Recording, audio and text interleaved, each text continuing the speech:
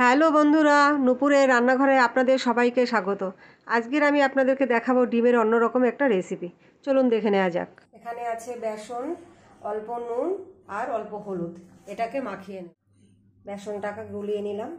এরপর ডিমগুলো এর মধ্যে দিয়ে লাগিয়ে নিতে হবে যাতে কুসুমটা বেরিয়ে না যায়। তারপর এগুলো ভেজে নেব। আগে মাখিয়ে নিই। দুটো কুসুম মাখিয়ে নিলাম। এবার দেখাবো কিভাবে এটা ভাজতে হয়। কড়াইতে দিয়ে দিলাম সরিষার তেল। তেলটা কড়াই চারিদিকে লাগিয়ে নিলাম ভালো করে। এবার এই যে মাখানো ডিমটা এই পাশ করে দিতে হবে, তাহলে কুসুমটা বেরিয়ে যাবে না। সব ডিমগুলো দিয়ে দিলাম। এবার এটা একটু হালকা করে উল্টে দিতে হবে।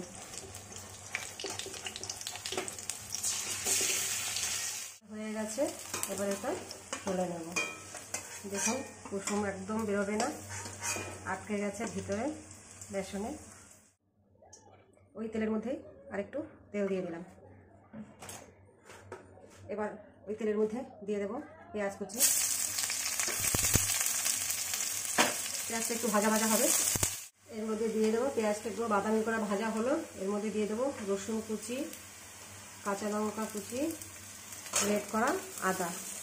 এবার আরেকটু ভেজে নেবো। ভাজা হয়ে গেছে লাল লাল করে। এবার এর মধ্যে দিয়ে দেবো কুচু কুচু করে আলু কেটে রেখেছিলাম, কুচু কুচু করে আলু ভাজার মতো করে এটা দিয়ে দেবো পুরোটা এর মধ্যে।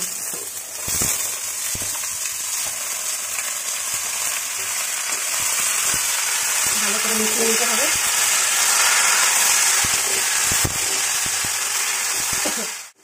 এতটা হয়ে গেছে। এরপর এর মধ্যে দিয়ে দেবো পরিমাণ মতো নুন, হলুদ,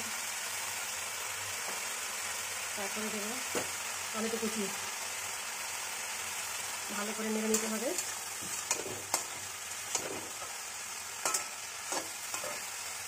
এরপরে দেবো জিরের গুঁড়ো, ধনিয়ার গুঁড়ো,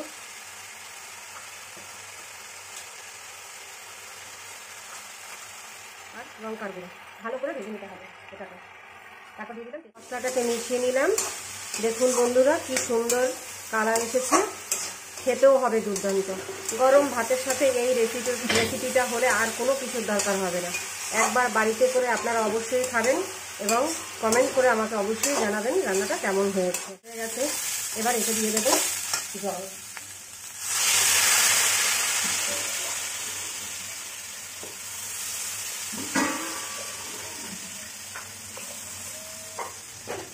পরিমাণ মতো জল দিয়ে দিলাম। ফুটে উঠলে ভেজে রাখা যে ডিমগুলো ছিল ওটা দিয়ে দেবো। ফুটে উঠেছে, ওর উপরে ডিমটা দিয়ে দেবো সাজিয়ে। ঠিক আছে, আমাদের ডিম রেসিপি দিয়ে দেবো গরম মশলা। ভালো করে মিশিয়ে নিয়ে নামিয়ে দেবো। নামিয়ে দিলাম আজকের রেসিপি।